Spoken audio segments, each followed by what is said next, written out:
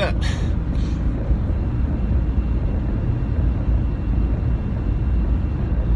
It's been a while.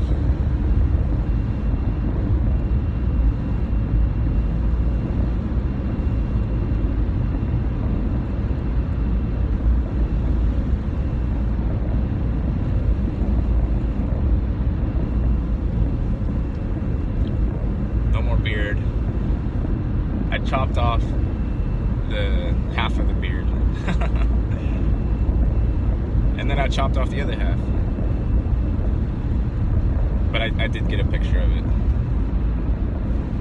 Which those of you who have me on Facebook probably saw.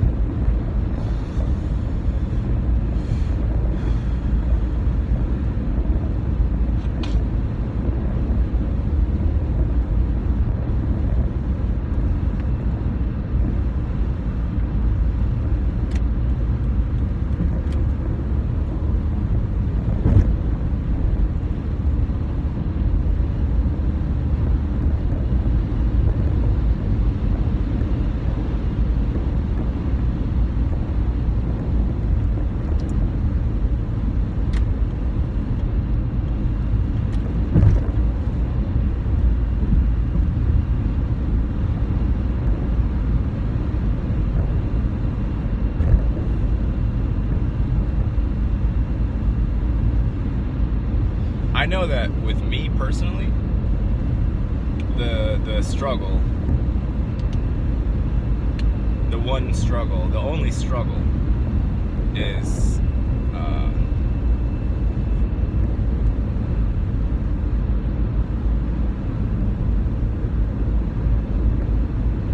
it's this internal wish to, I guess, control, wish to be, for lack of better words, doing something. It's difficult to describe, but it's what has been described as the ego. But that word ego is not, I know we say that word came in with Carl Jung and all that, and Freud, but what the word is talking about is not. It's been around here for a really long time, and I struggle with that. That's the only struggle. There isn't another one.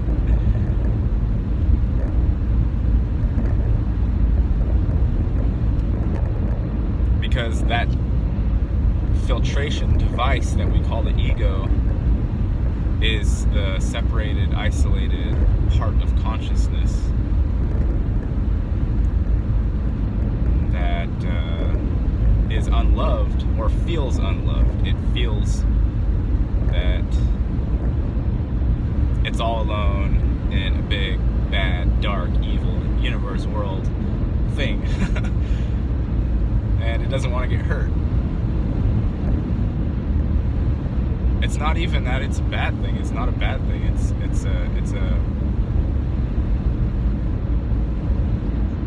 a compression. It's a compression structure for consciousness to sit inside of and feel like I am this thing and I'm doing this thing. So it's fundamentally connected with. It's almost piggybacking on the true self nature of self, because it appears like it.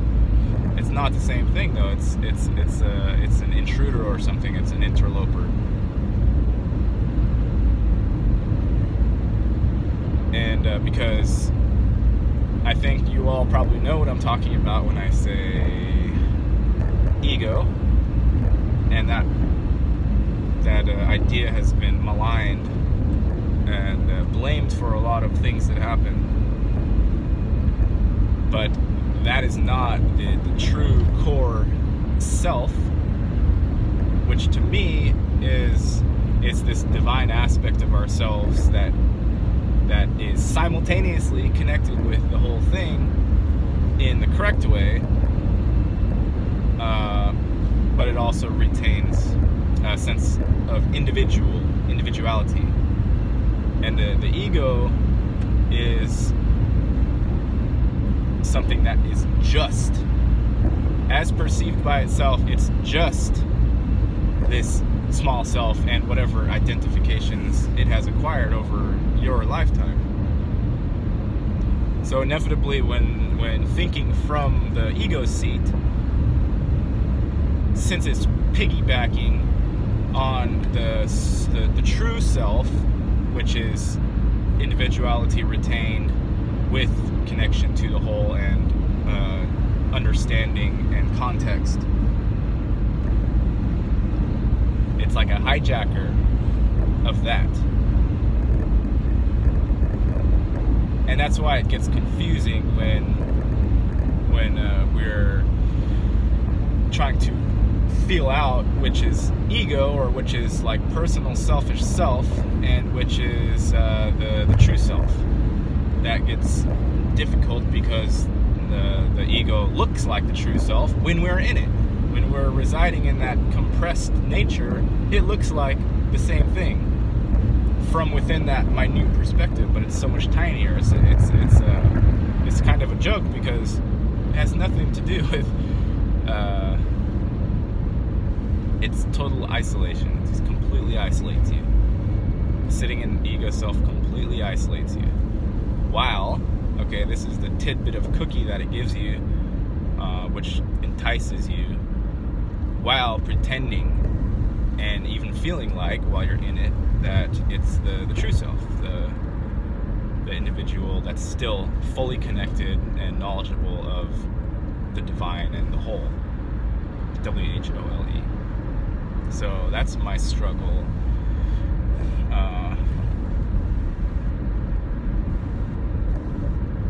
And this also has to do with just the fact that humans have been isolated. I've been isolated. I do a lot of my sort of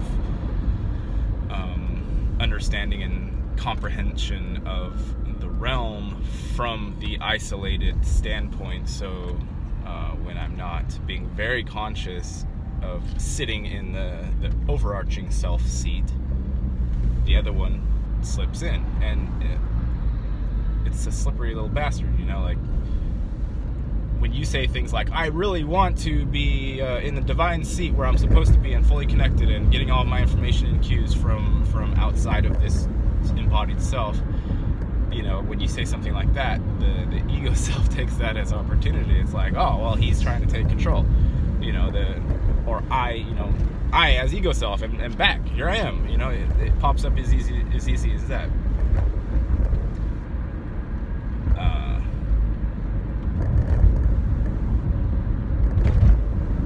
Yeah, it doesn't go away.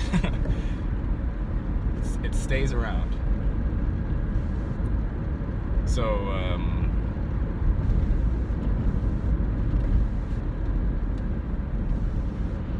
the only way I've ever been able to manage with having both of these aspects available to me, sitting in either seat, is acknowledging the constricted, fearful ego self,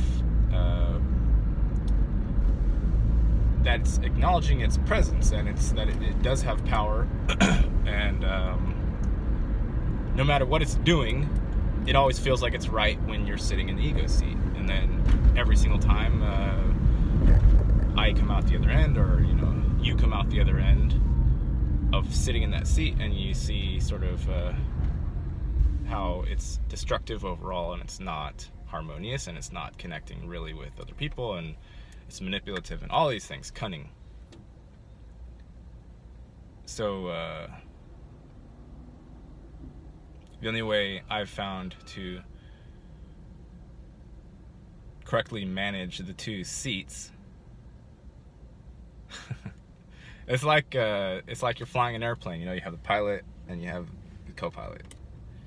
Ego is co-pilot, and it's like all of his senses have been turned off. He knows there's an airplane. He knows he's doing something with that airplane, but he can barely talk to the pilot. It's like he's got his ears plugged up. He's got blinders over his eyes. he's all hopped up on drugs and stuff, so he can barely feel or sense anything, but he knows that he has some sort of control. He knows that he can do something. He can move something. And that's how he moves. That's how when he's like, yes, I'm in control, he barely even knows that the pilot's there, even though the pilot's the one that's actually flying the plane.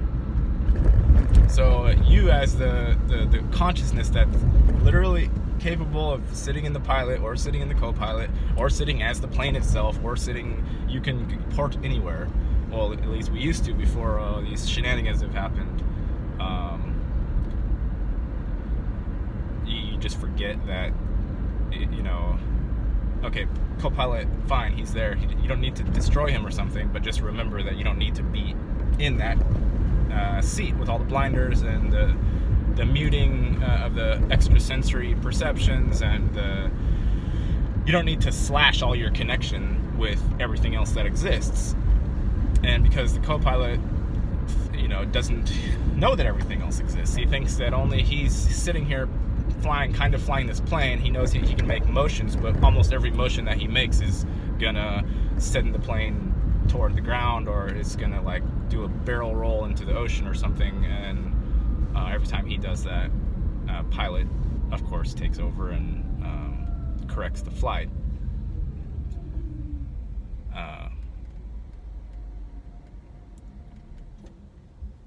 So, yeah. That's the struggle.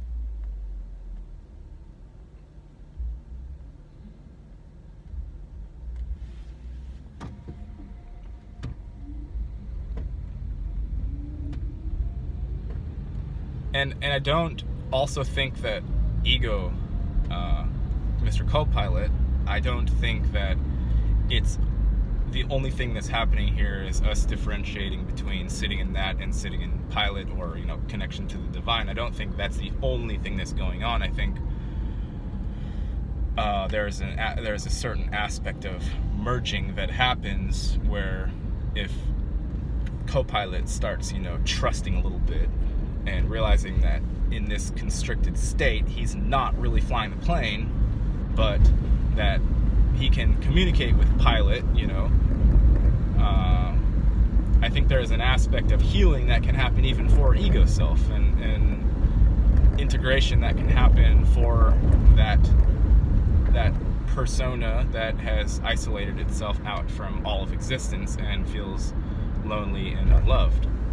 So it's not just a matter of like, oh well, let's he's got all of his senses cut off and he can't see or hear or feel or do anything. All he can do is like make blunderful moves that try to crash the plane every time. We can also come back into pilot seat and then maybe pull some earplugs out, or help ego to not be so self-destructive. That's a possibility. So yeah, that's all I've got for now. I hope everybody's doing well. Bye.